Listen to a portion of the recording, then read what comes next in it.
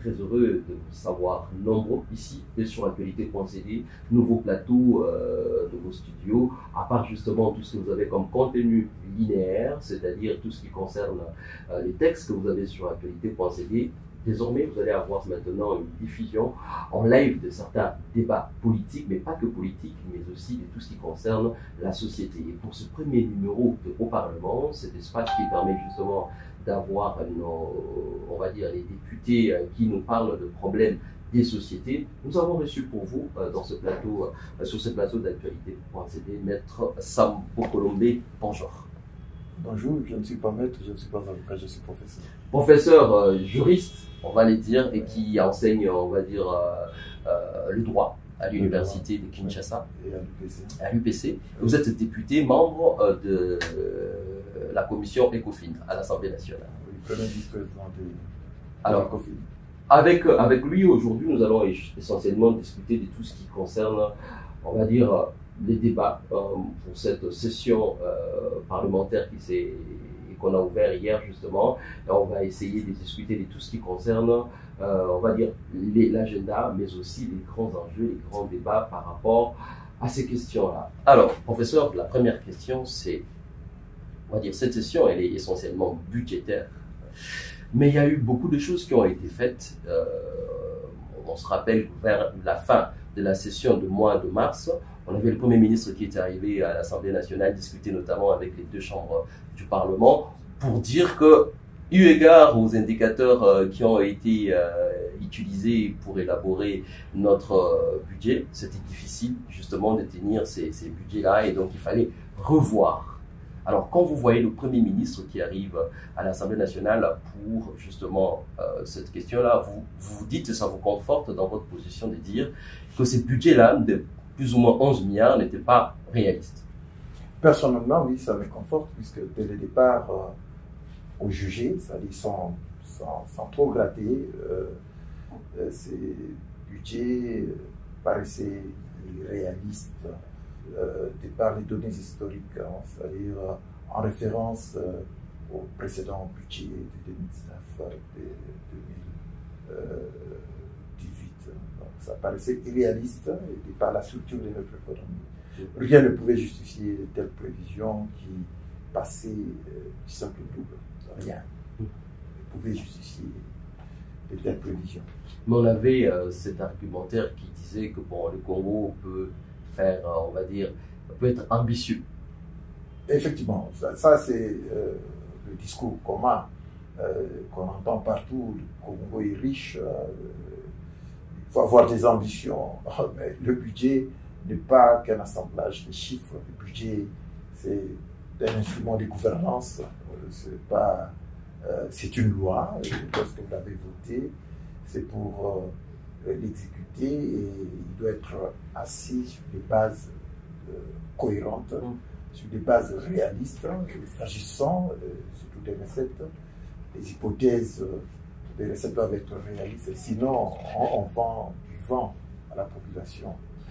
Et on a vendu du vent à la population. On se retrouve donc au mois de septembre avec l'obligation d'apporter un collectif budgétaire. Est-ce que c'est pas tard? Ça peut paraître tard, mais il n'y a pas de date préfixée, il n'y a pas vraiment de deadline pour corriger une erreur. Moi, je crois que ce serait plutôt anormal qu'on laisse ces prévisions en l'état et qu'on passe comme si de rien n'était aux prévisions de 2021. Donc, pour moi, c'est vraiment une nécessité que de corriger ces prévisions. Les hypothèses de ces prévisions de 2020, puisque ça peut impacter celle de 2021. Septembre, session de septembre, l'agenda est chargé. Très chargé, puisqu'il y a la révision des comptes, il y a le projet de loi des finances 2021, tout ça, effectivement, c'est chargé. Oui, ça peut faire penser comme... dernièrement, j'ai eu un échange avec un collègue sur les réseaux sociaux qui pensent qu'il y a opportunité temporaire. Moi, je crois que opportunité par rapport au temps, mais il y a une nécessité technique et historique de corriger ces prévisions budgétaires. C'est vraiment nécessaire. Pourquoi doit-on corriger ces prévisions alors qu'on sait qu'on ne va pas appliquer, on va dire, tout ce qu'on va, on va corriger? Vous savez quoi, le budget, s'il faut parler en termes d'application et d'utilité, donc on ne parlerait même pas de budget. Parce que dans notre pays, des coutumes, nous savons que ça pose problème l'exécution du budget. C'est par impératif d'ordre technique et pour des raisons d'histoire. Lorsque vous considérez le taux d'exécution de ce budget, vous dites comment pouvait-on accepter de telles prévisions, comment pouvait-on laisser de telles incohérences. Bien sûr que le budget a été validé politiquement, parce que la politique c'est beaucoup plus la passion que la raison, mais il y avait des gens qui insistaient sur le fait qu'il ne fallait pas laisser passer ce budget tel qu'il était présenté. Et puisque déjà, au mois de mars, avant même la vague de coronavirus, il y a des voix qui s'élevaient pour constater que ça peinait à démarrer au niveau de l'exécution, déjà pour le premier trimestre.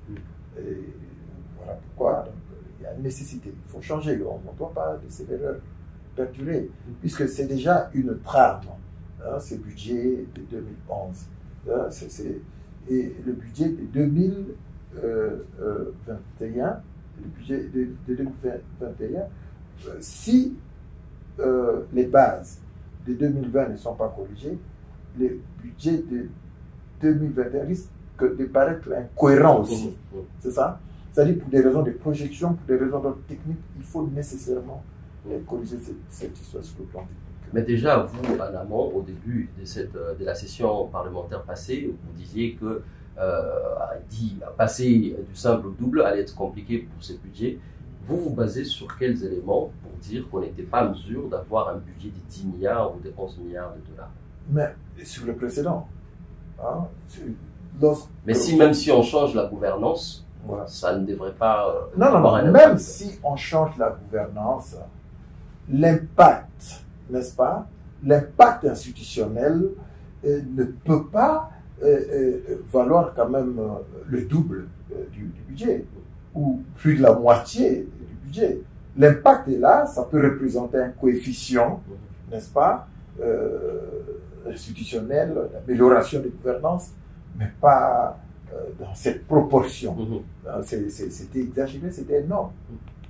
Le budget normal dans notre pays par rapport au cadrage de 2020, ça pouvait, de 2019, projeté sur 2020, ça pouvait naviguer entre 6 milliards, 7 milliards, mais pas 11 milliards.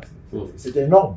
Et vous avez parlé d'ambition, mais les ambitions doivent cadrer avec un certain réalisme. Sinon, à quoi ça servirait? Le budget n'est pas que de l'ambition. Le budget, ce sont des moyens qu'il faut mobiliser et qu'il faut affecter pour le bien-être de la population. C'est pas que politicien.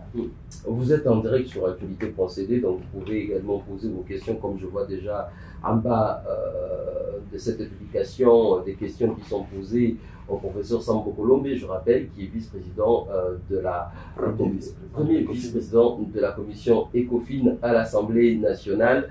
On se rappelle aussi que les différents délégués du Fonds monétaire international étaient arrivés ici, plusieurs réunions notamment avec vous, mais aussi avec le Premier ministre pour dire que ce budget-là n'était pas du tout réaliste. Oui, moi je m'étais sur la même longueur d'onde que ces experts du FMI, et la réalité économique de notre pays militait en faveur de cette théorie.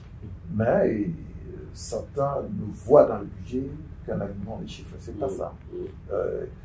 Ce sont des moyens, ce sont des ressources qui sont prévues, dont le prélèvement est autorisé par l'Assemblée nationale et qui doivent être exécutées comme tel. Alors, l'autre question, puisqu'on parle du budget, on a également vu cette interpellation, une fois de plus, du FMI pour dire que si vous voulez signer, on va dire, un nouveau partenariat avec le FMI, un nouveau programme avec le FMI, il va falloir avoir un budget 2021 qui soit réaliste. Et donc, vous pensez qu'avec cette expérience qu'on a acquise en 2020, on peut avoir en 2021 un budget qui soit non seulement réaliste vis-à-vis de partenaires internationaux, mais aussi vis-à-vis de vous qui êtes l'autorité budgétaire? C'est une question de rationalité. Il ne faut pas y voir nécessairement le FMI. C'est une question de rationalité. On doit rationaliser la gouvernance. Nous ne devons pas nous mentir à nous-mêmes.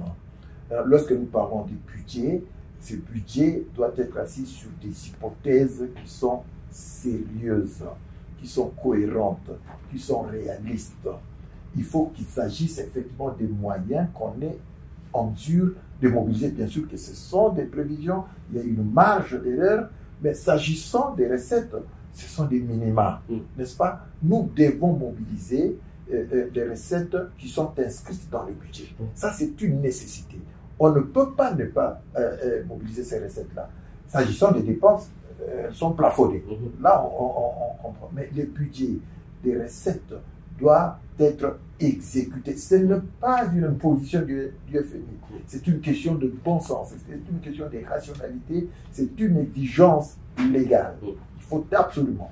Parce que, écoutez, lorsque vous devez prévoir telle ressource pour le salaire des enseignants, n'est-ce pas? Et vous inscrivez ces ressources, mais vous devez les mobiliser, puisque c'est pas, on ne doit pas déterminer les ressources comme ça par hasard. Certainement qu'il y a des paramètres qui ont prévalu, qui doivent avoir prévalu à la détermination de ces ressources. Vous devez les mobiliser pour les affecter, comme convenu dans le budget.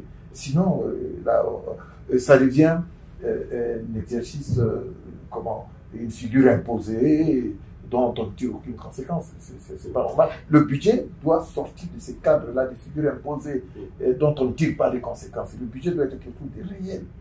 Alors, il y a cette question de Joël, je crois qu'il est à Kinshasa, qui demande pourquoi ne pas attendre l'année prochaine pour justement arriver à corriger, à constater qu'il y avait des erreurs qui ont été faites en lieu de place des surchargés à un calendrier législatif qui est déjà abondant en termes de matière. Oui, c'est une question pertinente. Mais pourquoi attendre? Pourquoi laisser perdurer? Est-ce que notre ami sait que les budgets se suivent et sont interdépendants entre eux? On ne peut pas travailler sur le budget 2011 sans partir des bases 2021, sans partir des bases de 2020. C'est ça, c'est tout le problème. Il faut corriger ces bases-là. Il y a nécessité de corriger ces bases-là. Ce n'est pas juste question d'augmenter le taux d'exécution du budget, mais il y a des bases certaines qu'on peut utiliser comme référence pour corriger le budget 2021. Vous avez entendu parler du PTR, du plan de trésorerie du gouvernement. Mais ce plan de trésorerie constitue une base objective. Une base objective des corrections des prévisions de 2011. Moi, je ne vois pas en quoi ça peut déranger. Il y a bien sûr cette contrainte de temps, mais ce genre d'exercice ne devrait pas faire l'objet de grands débats au niveau de l'Assemblée nationale. Ça ne devrait pas faire l'objet de grands débats, puisque là, le gouvernement nous indique ses limites claires et précises. N'est-ce pas? Il y a aussi une autre question, je crois que c'est Jean-Pi qui dit que vous dites que il faut avoir absolument ces collectifs budgétaires. En même temps, vous êtes le premier, vous en tant que député, vous êtes le premier à demander qu'on puisse revoir à la hausse vos émoluments. À ma connaissance, les députés n'ont jamais demandé la révision à la hausse de leurs émoluments. Là, on fait certainement allusion à un épisode là. Ouais. Non, les budgets et le gouvernement avait juste, l'Assemblée nationale, les députés avaient juste demandé l'application du budget s'agissant des rémunérations, étant donné que d'autres institutions bénéficiaient de la même exécution du budget 2010 disons, par rapport à la rémunération. C'était ça. Les députés n'ont jamais demandé une augmentation. C'est aussi un problème de communication. Il y a trop d'intox dans ce qui est dit sur les réseaux sociaux. Mais en tout cas, à ma connaissance, il n'a jamais été question d'augmentation des monuments. Il était question de quoi? D'exécution du budget s'agissant de l'enveloppe de rémunération, étant donné que d'autres institutions bénéficiaient de la même exécution du budget 2020 par rapport à la rémunération. Ça veut dire que vous n'étiez pas payé? Non, on était payé, mais pas au taux du budget, au taux ajusté du budget 2020, s'agissant de la rémunération. Et vous étiez payé avec quel taux? Je n'ai pas le taux dans ma tête, mais c'était au taux de 2019. Ouais. Alors, puisqu'on est en pleine session parlementaire de septembre, ouais, il y aura également la loi, les textes où vous l'attendez, notamment sur la reddition de comptes. La reddition de comptes, pour ceux qui suivent l'actualité procédée maintenant, c'est notamment regarder comment a été exécuté les budgets de l'année passée. Pas de l'année passée, de l'année du 2000. dernier exercice clos. Du dernier exercice clos, allusion est ici faite au budget 2019. Oui. Donc la reddition des comptes de qui 2019 sera faite par le gouvernement, c'est par rapport au dernier exercice clos. Et en l'espèce, le dernier exercice clos, c'est l'exercice 2019. Alors, ça me ramène à cette question et de savoir pourquoi vous êtes obligé de revenir sur en quoi est-ce que la loi de reddition de comptes est importante quand on sait que ça ne servira à rien puisque c'est de 2019 dont il s'agit. Non, la reddition des comptes est importante. C'est une loi qui a été votée et qui devait être exécutée. C'est ça le budget, n'est-ce pas? Des autorisations ont été accordées pour prélever les recettes. Des autorisations ont été accordées pour procéder à des affectations des ressources. Mais la personne qui accorde l'autorisation, l'institution qui accorde ces autorisations, c'est l'Assemblée nationale, c'est le Parlement. Mais vous devez lui rendre compte. L'exécutif doit rendre compte de la manière dont ces autorisations ont été exécutées, tant dans ce qui concerne les recettes que dans ce qui concerne les affectations. Alors, je rappelle juste que ce programme est également pédagogique, c'est-à-dire quand vous remarquez des écarts dans les dépenses qui ont été faites, qu'est-ce que vous faites? C'est une faute de gestion, c'est une contre-performance. Et l'OFIP, la loi des finances, prévoit des sanctions administratives, des sanctions politiques, des sanctions pénales même. Oui. Et vous savez que nous avons une main forte au niveau de l'Assemblée nationale, c'est la Cour des comptes. Et la Cour des comptes, justement, nous envoie son rapport qui accompagne la réduction des comptes. Et ce rapport relève des observations par rapport à la manière dont le budget a été exécuté, le budget clos a été exécuté et elle nous fait des propositions.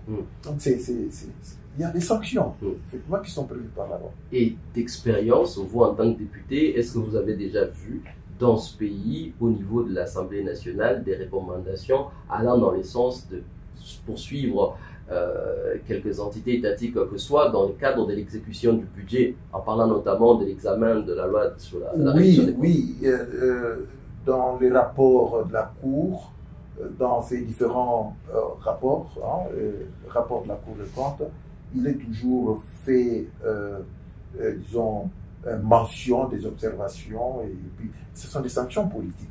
Lorsque vous savez, par exemple... Qu'est-ce que vous appelez sanctions politiques? Sanctions politiques, c'est le fait, n'est-ce pas, de considérer que tel ne convient pas, tel s'est mal comporté, tel a été contre-performant par rapport à l'exécution du budget, et on en tire des conséquences et il ne convient plus. Tel a bien travaillé, il mérite la qualité des hauts fonctionnaires de l'État, celui-là, il faut le promouvoir. C'est ça que j'appelle sanction. Mais comme vous êtes dans une logique d'assemblée dirigée par des familles politiques, c'est toujours difficile de pouvoir Malheureusement, ça biaise la donne étatique. Pourtant, les hommes d'État devraient transcender cette dimension sentimentale. il s'agit des affaires publiques, des affaires de l'État.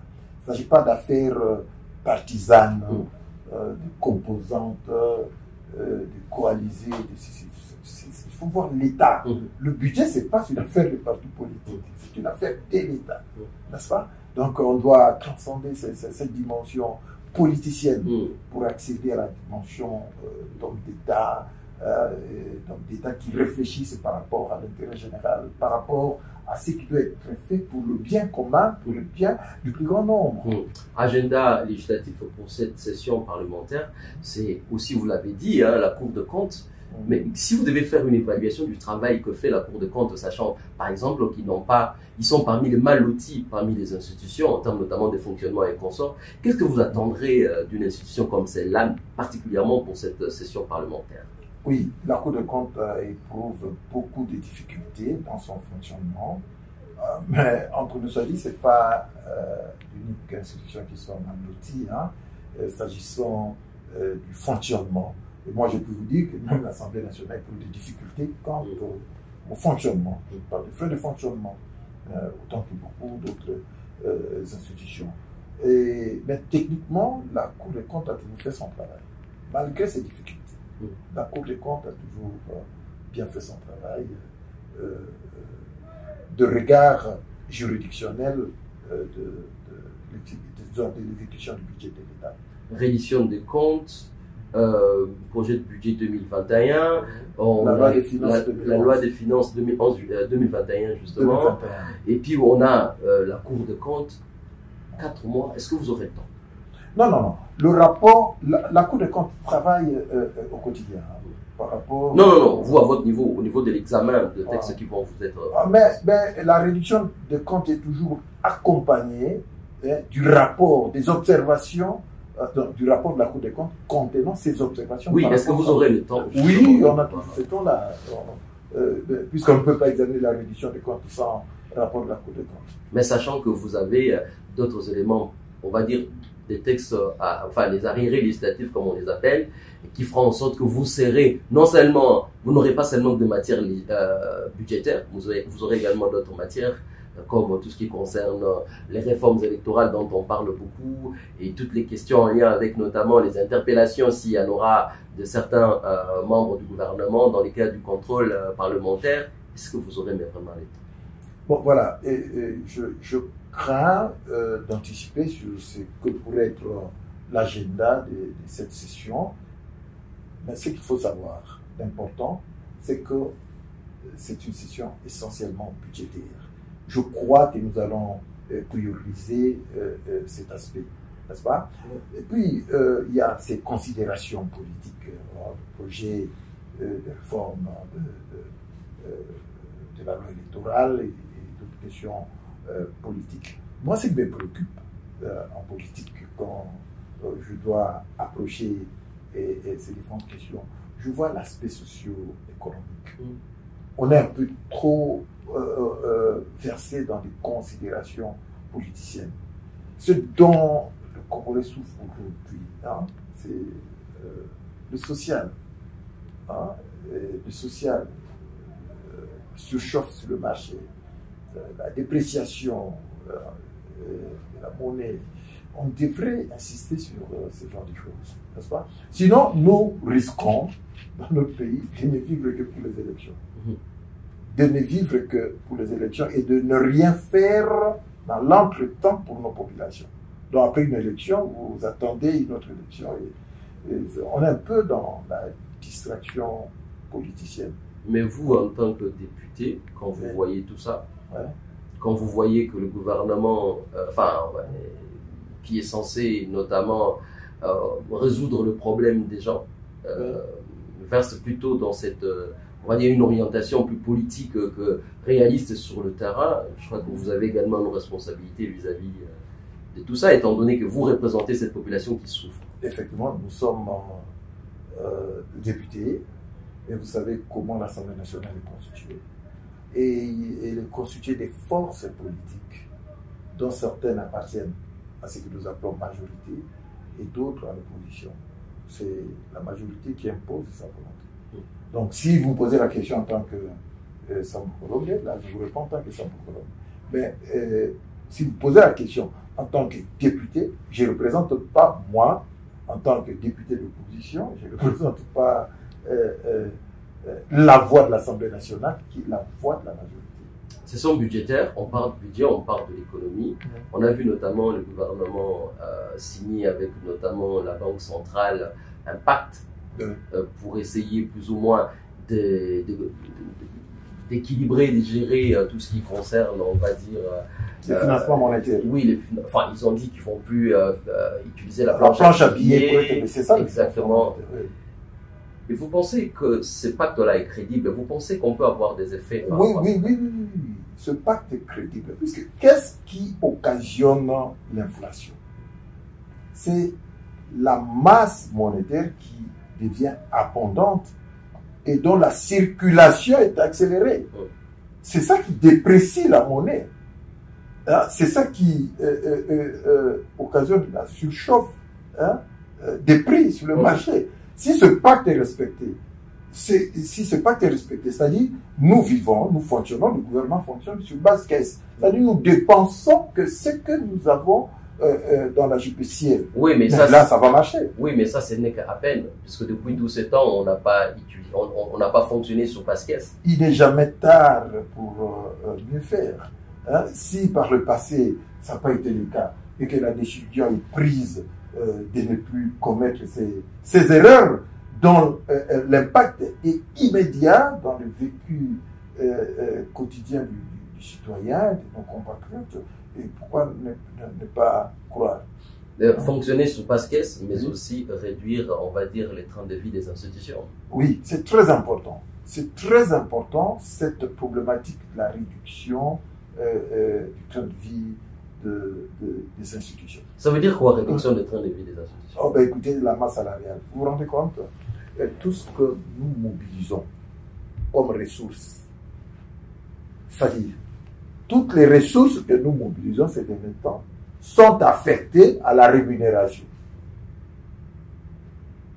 La rémunération des qui? 98% affectés à la rémunération du personnel de la présidence de la République, du personnel du gouvernement, et voilà. Donc, on doit réexaminer la question. C'est-à-dire que pour la loi de finances... C'est que nous ne fonctionnons pas normalement. Exactement. C'est-à-dire que pour la loi de finances 2021, ce qui sera notamment comme vos propositions, vous serez très retardant par rapport à tout ce qui concerne les dépenses en lien avec les rémunérations. En ce qui me concerne, en tout cas, j'en ferai un point d'honneur. C'est anormal que le pays ne vive que pour payer les salaires. Et quel salaire? C'est pas normal. Alors, 2021, on parle du budget de 2021, mais c'est aussi, on ne peut pas continuer à fonctionner sur base caisse avec de l'argent qui n'arrive pas. C'est-à-dire, on parle de tout ce qui concerne le roulage de recettes, tout ce qui concerne notamment la traçabilité par rapport aux recettes qui sont collectées. Est-ce qu'à votre niveau, qu'est-ce que vous allez faire pour 2021, notamment dans l'élaboration, pour que justement on arrive à réduire tout ce qui concerne des éléments, des boulots d'étranglement qui ne permettent pas d'avoir assez de ressources nous permettant d'être à l'aise avec la base caisse que nous allons utiliser? Je vais vous dire une chose. Et je n'ai pas l'habitude d'être pessimiste, mais je ne voudrais pas que les gens se nourrissent de beaucoup d'illusions par rapport aux prévisions budgétaires de 2021. Vous savez pourquoi? Il faut prendre la mesure de ce qu'aura été la situation économique de notre pays en 2020.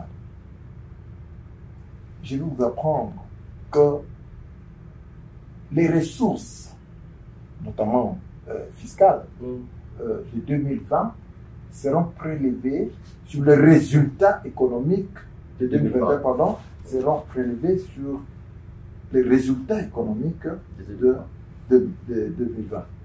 Et s'il faut, entre nous soit dit, évaluer ces résultats. Prenons la situation des droits émis, l'impôt sur le bénéfice. C'est prélevé sur le résultat, sur le bénéfice. Quelle entreprise aura produit des bénéfices cette année 2020 dans cet exercice et sur lesquels on pourrait demain prélever des ressources pour alimenter le budget 2021. Ce qui veut dire qu'il ne faut pas, En tout cas, voilà, pas être très optimiste, par rapport à 2021. Très optimiste. Vous voyez un budget autour de 6 milliards, 5 milliards, comme d'habitude. Je ne suis pas membre du gouvernement pour faire ce type de projection, mais lorsque je vois le PTR, le plan de trésorerie, du gouvernement, on peut juste le réajuster par un coefficient qui pourrait nous amener à 6 milliards, 7 milliards, et ce serait réaliste. Encore que, et une fois, évidemment, vous vous basez non seulement sur... Non, nous avons une économie qui est essentiellement extractive, qui dépend des ressources minières et extraverties. Ces ressources doivent être vendues. Or, ce n'est pas nous qui fixons le cours du cobalt, ce n'est pas nous qui fixons le cours du cuivre. Tout ça, ça impacte de plein fouet notre économie et la situation n'est pas du tout reluisante. On va terminer, puisqu'on parle de 2021, on parle de ces budgets-là aussi. Mais est-ce que vous ne pensez pas que le nouveau code minier peut avoir un impact avec notamment le fait de faire en sorte que certaines de nos ressources minérales puissent être classées comme minéraux stratégiques? Et est-ce que ça ne peut pas avoir un impact, on va dire 2 ans maintenant qu'on a ces nouveaux codes miniers, est-ce que ça ne peut pas avoir un impact pour arriver à avoir des recettes plus intéressantes et du coup avoir un budget plus optimiste par rapport à ce que nous avons comme élément? Moi, je ne voudrais pas qu'on s'adonne à un plaisir solidaire, n'est-ce pas? Vous allez définir, décider de tels minéraux stratégiques, mais il faudra les vendre. À qui? N'est-ce pas? On doit avoir dans ce code-là, déjà ça pose problème, n'est-ce pas? Qu'est-ce qui pose problème selon vous? Ceux qui sont censés l'appliquer ne semblent pas être d'accord avec certaines de ces dispositions, n'est-ce pas? Et ils trouvent que ce n'est pas avantageux. C'est-à-dire, tout ce qui profite à l'État congolais, les opérateurs économiques, les opérateurs miniers trouvent que ça ne leur est pas favorable.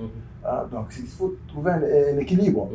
Dans tous les cas, on n'en est pas là. Moi, je parle de la structure de l'économie. Avant de descendre dans les discussions de ce côté, la structure de notre économie est déjà telle que lorsque nous élaborons un budget, on doit, disons, dépendre de beaucoup de paramètres qui nous échappent déjà à nous-mêmes, qui ne dépendent pas de nous. En parlant justement de cette structure de l'économie, il y a la question de Dixon Veil qui dit où en sommes-nous avec la ratification de la loi sur les CAF, la zone de libre-échange africaine, ce qui, à son opinion, quelle est votre opinion sur l'adhésion de la RDC dans la zone de libre-échange? Parce que son opinion, lui, c'est que la RDC n'est pas prête par rapport justement à intégrer cette zone de libre-échange. Oui, c'est une opinion dont j'entends beaucoup parler, puisqu'il y a des gens qui estiment que nous n'avons pas grand-chose à donner. Ce serait une façon pour nous de livrer notre marché en pâture à d'autres voisins qui viendraient, n'est-ce pas? C'est une opinion. Pourtant, je pense qu'aujourd'hui, on en est à privilégier des grands ensembles. J'ai toujours été pour ces grands ensembles.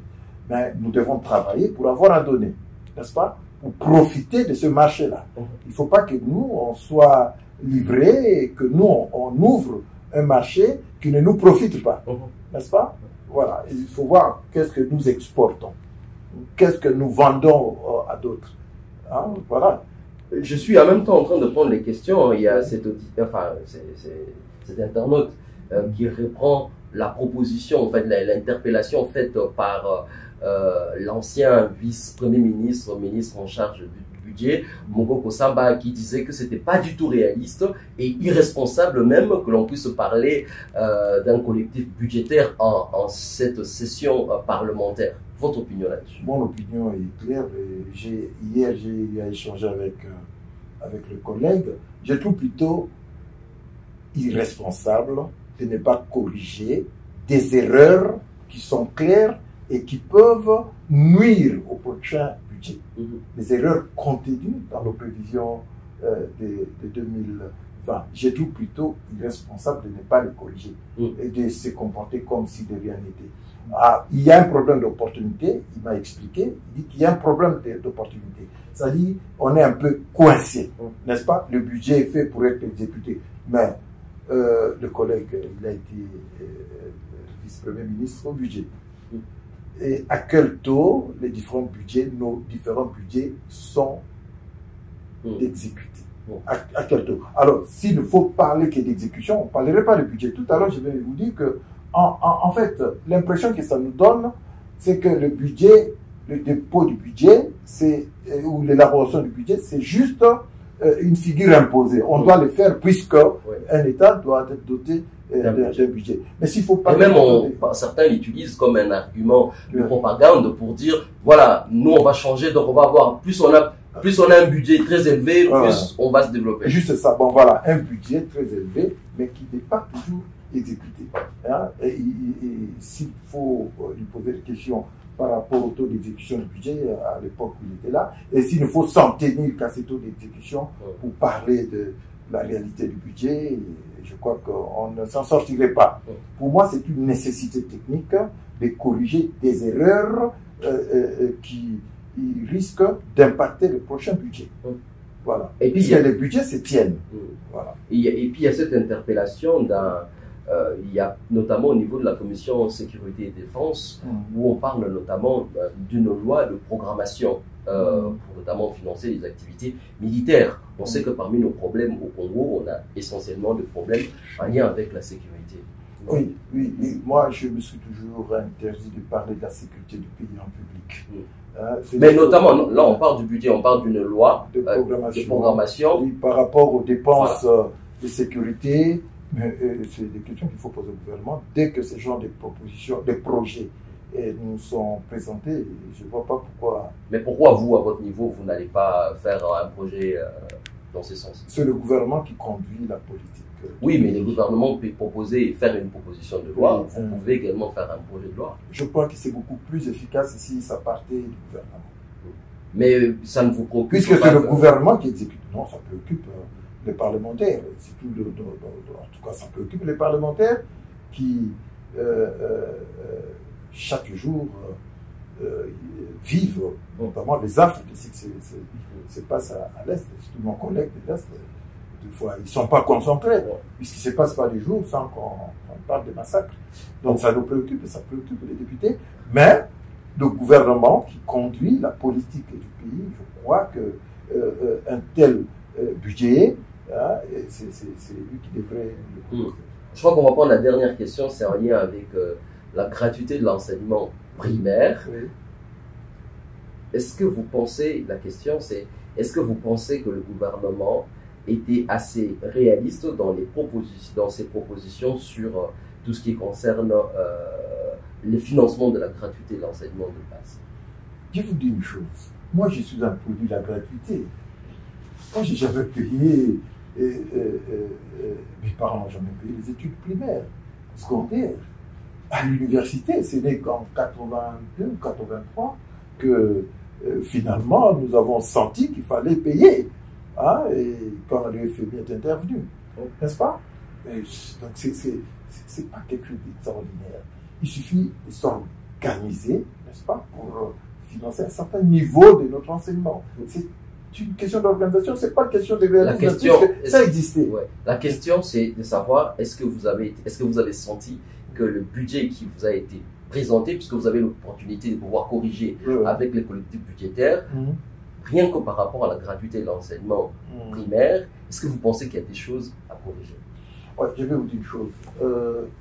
Pendant les vacances parlementaires, l'ECOFIN s'était déployé sur le terrain pour évaluer l'exécution du budget. N'est-ce pas? Au moment où je vous parle, nous n'avons pas toutes les données qui nous permettent d'opiner avec précision sur ce genre de questions, je ne vais pas me hasarder, n'est-ce pas? Mais en même temps, pendant cette session, vous allez préparer 2021 et dans cette loi de finances de 2021, il y aura également des hypothèses sur la gratuité de l'enseignement. Certainement que dans 1 ou 2 semaines, nous pourrons disposer de tous les éléments par rapport au contrôle d'exécution du budget 2020. Alors, c'est à ce moment-là qu'on pourra dire ce qui a été fait concrètement en termes de financement, la gratuité. C'est à ce moment-là qu'on pourra dire avec précision.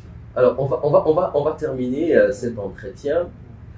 C'est essentiellement par rapport à la place de votre commission économique. On voit notre Assemblée nationale très politisée et qui présente beaucoup de questions d'ordre politique. Alors que quand on est le Congo, 9 frontières, grand espace aérien, scandale géologique, enfin on dit même hydrographique, on peut même dire que quand on regarde tout ce qui se passe avec le Congo, que c'est un grand marché également intérieur en dépit de notre pauvreté. Mais comment se fait-il qu'au niveau de l'Assemblée nationale, on a plus de débats sur la politique que sur des questions économiques, sachant qu'on est quand même un pays avec toutes ces potentialités? Malheureusement, et c'est une observation qui est pertinente, l'ECOFIN dans son fonctionnement n'est pas politique. C'est une grande commission et je vais vous révéler peut-être une chose. La raison d'être, la raison historique d'être du Parlement, c'était justement pour autoriser le roi quant aux ressources qu'il devait mobiliser et aux affectations qu'il devait le faire. C'est-à-dire, c'est à cause de l'ECOFIN que le Parlement a été créé. Donc, normalement, on devrait accorder beaucoup d'importance sur ces aspects-là, socio-économiques. Mais l'environnement politique congolais adore la politique. Vous savez pourquoi? Parce que la politique est spéculative. Parce que la parole politique, chez nous, elle est libre. Elle n'est pas disciplinée, elle n'est pas civilisée. Donc, on est beaucoup plus à l'aise dans la parole politique plutôt que dans la parole socio-économique qui répond à des exigences techniques qu'on doit respecter, qu'on doit observer. C'est ça le problème. On spécule beaucoup en politique, mais on ne peut pas... mais on a vu cette tendance maintenant aussi sur des matières économiques. On a politisé la question du code minier, on a politisé la question même du financement de la gratuité, de l'enseignement, on a politisé... Le financement de la gratuité, c'est socio-culturel. Mais oui, c'est pas oui, mais c'est de l'argent. Le code minier est essentiellement politique. Il y a des aspects techniques quant à l'élaboration, n'est-ce pas, aux normes qu'il faut... Non, c'est pas... C'est d'abord économique, les codes. Non. Vous savez dans quelles conditions ce code a été élaboré? Il y a des collègues qui avaient été recrutés à l'insu d'autres collègues et enfermés quelque part pour élaborer le code minier. Vous croyez que si c'était vraiment... Et j'étais membre de l'ECOFIN à l'époque. J'étais pas au courant qu'on était en train de travailler sur le code. Voilà. Donc c'est pour dire que c'était essentiellement politique. Si ce n'était qu'économique, si ce n'était que technique, si il ne fallait que débattre des normes, n'est-ce pas? Je crois que on serait tous au courant. On n'aurait pas enfermé les gens, on n'aurait pas isolé un groupe de gens pour y travailler. Vous êtes également, il y avait beaucoup d'enjeux. Vous êtes également enseignant, professeur d'université, vous venez même d'écrire, vous écrivez. Oui, je viens de publier un ouvrage dont le premier lot m'a été déposé hier. Alors la question c'est de savoir justement qu'est-ce que nous devons faire pour replacer, vous en tant que professionnel de la connaissance, qu'est-ce que nous pouvons faire pour replacer les questions économiques au cœur du débat politique? C'est un problème d'impulsion politique. Un problème d'impulsion politique. Vous savez, si le gouvernement se focalise sur la question socio-économique, naturellement, au niveau de l'Assemblée nationale, nous allons relayer cette préoccupation. Mais vous pouvez également, vous, à votre niveau. Oui, mais vous oubliez que le Parlement, le Parlement, disons, le gouvernement est issu du Parlement, n'est-ce pas? Et tout ce que nous faisons, l'essentiel de tout ce que nous faisons, l'essentiel, disons, la matière provient du gouvernement en termes de projet. N'est-ce pas? Vous n'allez pas vous réveiller un matin. Mais ils n'ont pas, on va dire, les monopoles des propositions. Ils n'ont pas. Non, non, eux font des projets. Ouais. Nous faisons des propositions. Justement. Et nos propositions passent nécessairement chez eux, puisqu'elles doivent recueillir leur avis. Voilà. Donc, pour replacer la question économique, la socio-économique au centre des préoccupations, il faut que le gouvernement se préoccupe de cette question socio-économique et se mette en marge de certaines questions politiciennes. On a terminé cet entretien. Quel serait votre souhait par rapport à cette session parlementaire qui s'ouvre? Que tout se passe bien et tout va bien se passer. Que, disons, la coalition au pouvoir apprenne que les affaires de l'État ne sont pas que partisanes, ne sont pas des affaires partisanes, ce sont des affaires qui touchent à l'intérêt général, à tout le monde, donc même à ceux qui ne font pas partie de leur coalition. La coalition doit être conçue, n'est-ce pas, comme une entité qui mette tout en œuvre, qui mette le bouchée double pour, disons, actionner des initiatives de développement, de bonne gouvernance, de paix, de sécurité pour l'ensemble du pays, pas des trucs de chamaillerie, de querelles à longueur de journée. Honorable Sambou Colombé, je vous dis un grand merci. Vous êtes enseignant, professeur d'université, mais aussi membre de premier vice-président de la commission ECOFIN à l'Assemblée nationale. Nous avons été très heureux de vous accueillir sur ce plateau d'actualité français. Je vous en prie. J'étais moi-même très content d'être reçu sur ce plateau. Merci beaucoup. Et c'est la fin de ce programme. Nous sommes très heureux de vous savoir nombreux. Merci pour vos questions. Ce programme va être évidemment republié. Vous aurez la possibilité de resuivre ces programmes et vous-même de replacer vos questions. Et donc, on pourra, une fois de plus, les reposer au professeur qui peut-être nous fera le plaisir de revenir sur ce plateau. Nous disons un grand merci et on se retrouve très bientôt. Au revoir.